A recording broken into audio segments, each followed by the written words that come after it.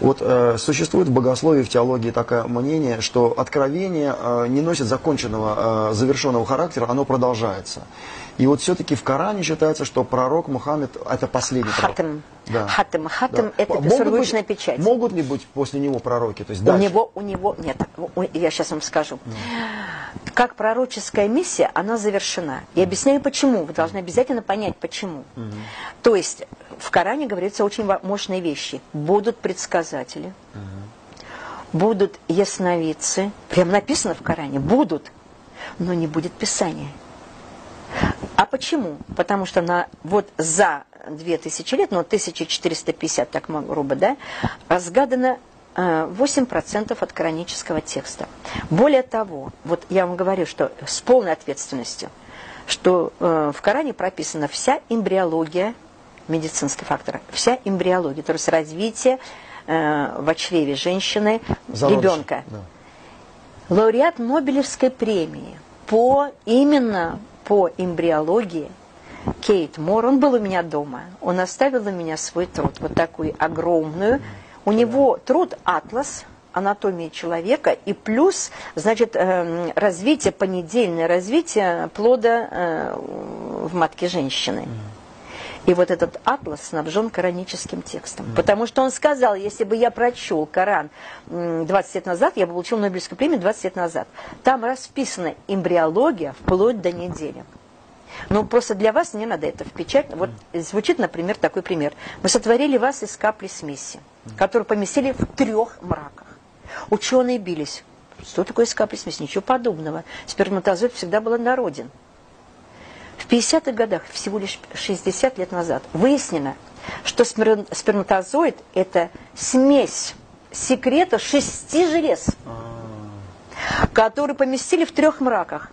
Только с открытием ультразвука выяснил, что матка женщины трехслойна.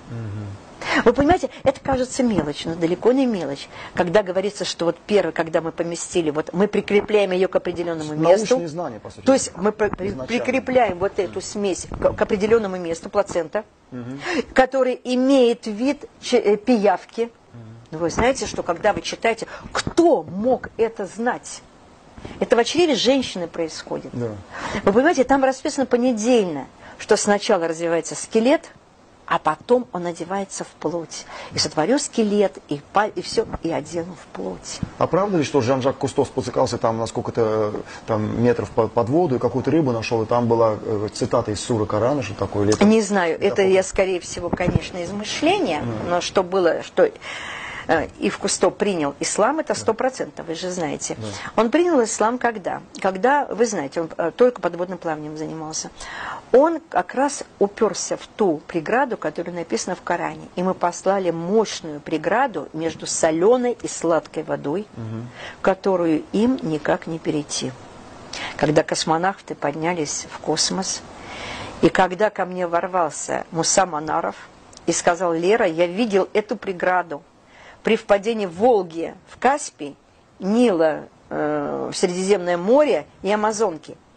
Вот просто вот такое впечатление, что вот здесь кончается одна вода, начинается другая, она другого цвета, другой фактуры. И вот рыбка, когда Ив Кусто это прочел в Коране, и когда рыбка подплывает вот к этой преграде, она не смешивается, эта вода. Пресноводная рыбка? Пресноводная рыбка, она разворачивается и идет назад к реке. А соленая рыбка, когда... к этой преграде с соленой стороны, она разворачивается и идет назад к соленой. Она не вплывает в пресную. И вот Ив Кусто сказал, что это достаточно для того, чтобы знать, что это текст, что это текст Бога не спослан. Что он Бога не спослан. Вы понимаете, вот это очень важно понять. Здорово. И там очень много таких моментов. Ну, это очень здорово, что... Вот я пошла, мы опоздали. Скажите, пожалуйста, личностность, может быть, даже интимной для вас, Лера. Скажите, вот много эпитетов, метафор, как называют Аллаха. Он и милосердный, он и... Это не эпитет, это имена Аллаха называется. Их 99. 99. И вот эти, каждое имя из 99, это атрибут его сущности. Какие мы знаем атрибуты? Щедрость, мудрость, всепрощающий. Это этические атрибуты? это этические атрибуты. Это этично. Ну, а если щедрость, то я не знаю, это этический атрибут или нет. Но это чистые вот такие, которые неотъемлемо присущие Аллаху. И люди очень любят эти имена, и они берут их себе в светской жизни для именования своих людей с прибавлением абд. Например, Абд-Улла. Аллах, Абд-Аллах, Абдулла. Абдулла, да, точно.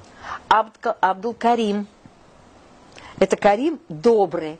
Халид вечный, но вот он без абд почему-то идет в арабском. Но вот, понимаете, это имена Аллаха, которые отражают атрибуты его сущности. Самый добрый, самый щедрый, самый мудрый, знающий. Вот этих имен атрибутов есть самое важное какое-то одно? Или они все равны? Нет, они все равны с собой, потому что они все атрибуты. А вот эти суфии, которые повторяют имена, это какая-то... Когда на четках, да? То есть это тоже какая-то... Вы знаете, что традиция. суфи повторяют имена, мы повторяем молитвы. Я повторяю престольную молитву Аль-Фатиху. Я очень люблю Аль-Фатиху, и я повторяю Аль-Фатиху.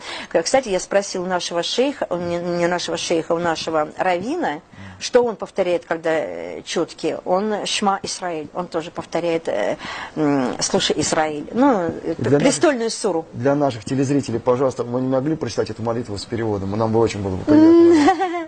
Бисмилляхи рахмани рахим. Альхамдулилля рабби алямин. Арахман рахим. Малики яумиддин. Ияка набуду, ияка настаин. Ихдина сирата мустаким. Сирата лязина анамта алейхи. Гейри магдуби алейхи. Валядалин. Амин. Это хвала Аллаху, Господу миров. Всемилостив и милосерден Он один.